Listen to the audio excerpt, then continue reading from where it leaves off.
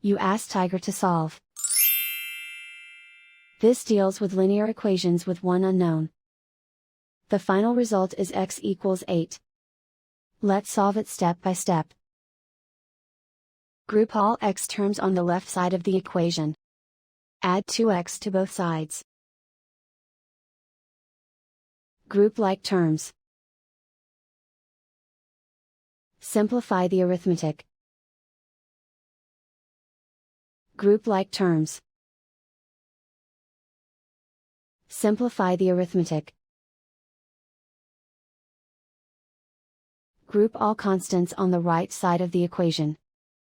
Subtract 10 from both sides.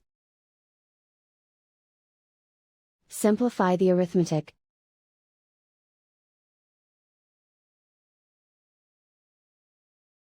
Isolate the x. Divide both sides by -2.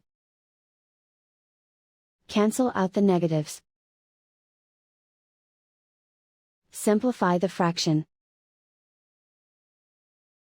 Cancel out the negatives. Find the greatest common factor of the numerator and denominator. Factor out and cancel the greatest common factor. And so the final result is x equals 8.